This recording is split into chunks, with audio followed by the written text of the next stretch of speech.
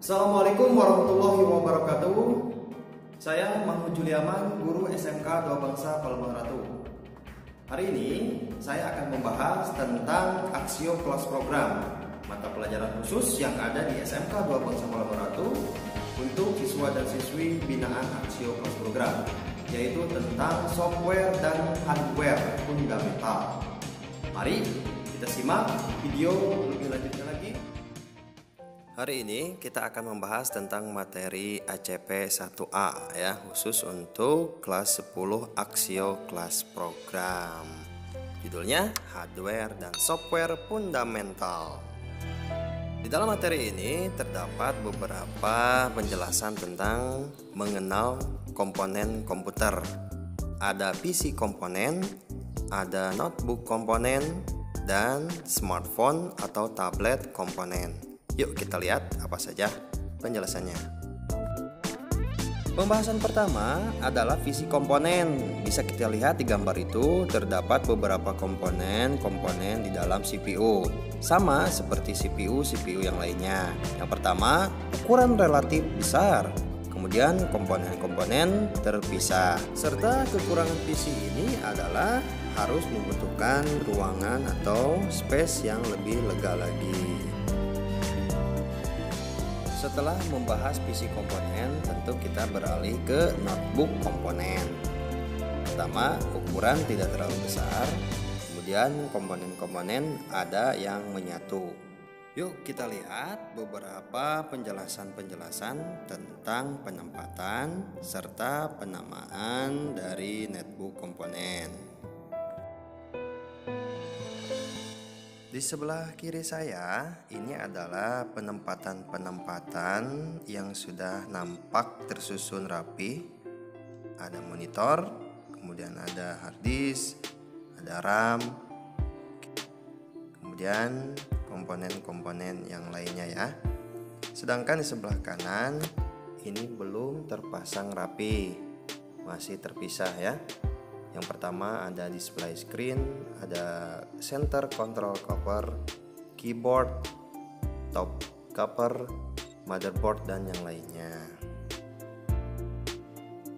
Yang tadi merupakan pembahasan tentang notebook komponen ya, ada beberapa kelebihan dan kekurangannya. Selanjutnya tentang smartphone dan tablet komponen. Yang pertama, ukurannya kecil.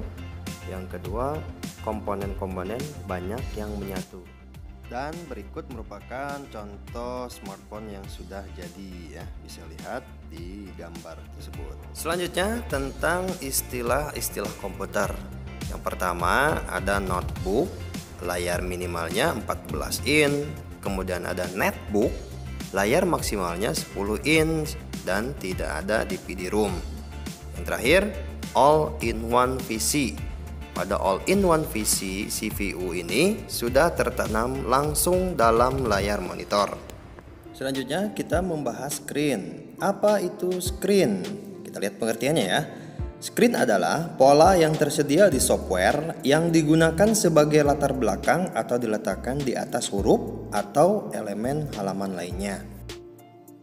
Berikut ini merupakan susunan pemasangan layar laptop. Bisa kita lihat. Ternyata ada 6 susunan yang bisa kita pakai dalam pemasangan layar laptop.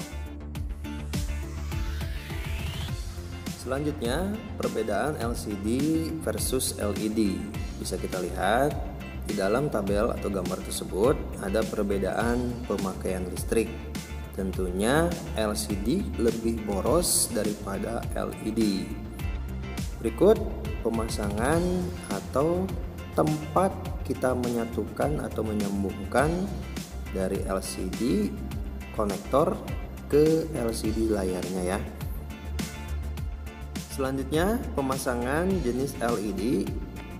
Ternyata terdapat perbedaan di konverternya yang tadi berupa tempelan, namun LED ini harus disambungkan secara benar. Pembahasan selanjutnya mengenai LCD size, resolution, dan density. Yang pertama, resolusi adalah jumlah piksel pada monitor. Ya, bisa kita lihat ada beberapa ukuran. Yang kedua, ukuran LCD dihitung dengan seberapa panjang garis diagonal LCD. Ya, contohnya 10 in, 11 in, 13 in, dan seterusnya.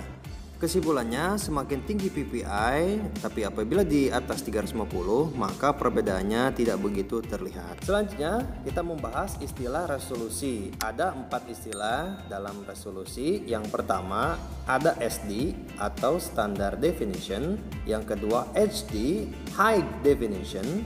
Yang ketiga, Full HD, High Definition penuh. Dan yang terakhir, UHD atau Ultra High Definition. Screen density adalah satuan banyaknya piksel dalam inch. Semakin besar PPI, maka semakin jernih pula layar tersebut. Semakin kecil PPI, maka semakin buruk layar tersebut. Selanjutnya tentang comparison atau perbandingan.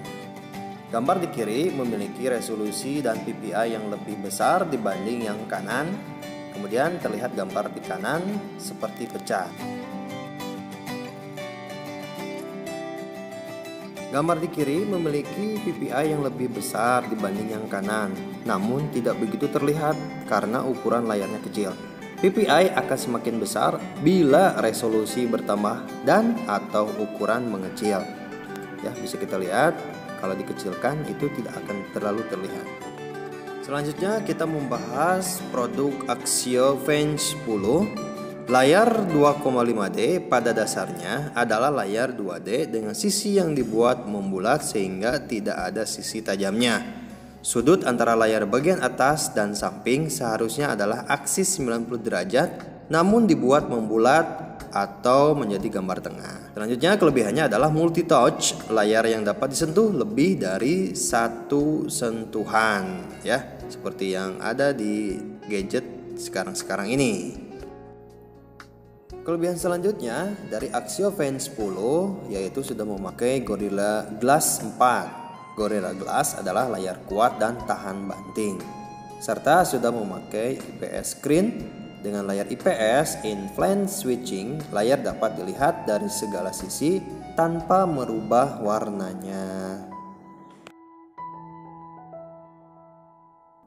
Beralih ke LVDS kabel. LVDS, Low Voltage Differential Signaling, merupakan salah satu teknologi sistem data transferring pada tipe LCD. Berfungsi untuk data transfer dengan kecepatan tinggi, amplitude sinyal data kecil, kebutuhan daya listrik rendah, dan sedikit menimbulkan noise. Berikut ini merupakan gambar jenis-jenis LVDS kabel yang diperkenalkan dari tahun 1994 ya. Bisa kita lihat berbagai serinya nampak berbeda dan mengalami perubahan bentuk-bentuknya.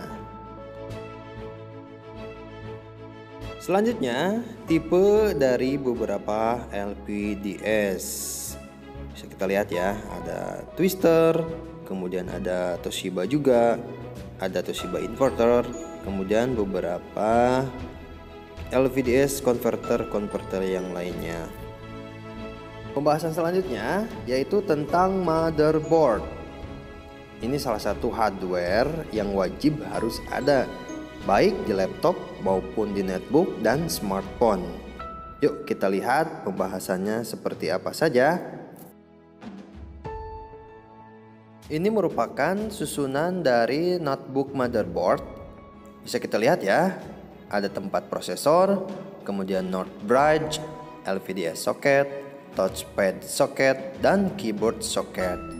Dan sebelah kanannya ada smartphone motherboard yang memang lebih kecil daripada notebook motherboard. Demikianlah untuk pembahasan kita hari ini, semoga bermanfaat ya. Demikianlah untuk pembelajaran kita hari ini tentang software dan hardware fundamental yang khusus untuk siswa dan siswi SMK Doa Bangsa Palabuhan Ratu. Ini satu-satunya loh SMK yang mengadakan Axio kelas program di Kabupaten Sukabumi. Untuk itu tetap stay tune terus di Doa Bangsa TV, channelnya edukasi. Jangan Jangan lupa subscribe, like, share, and comment. Demikian. Assalamualaikum warahmatullahi wabarakatuh.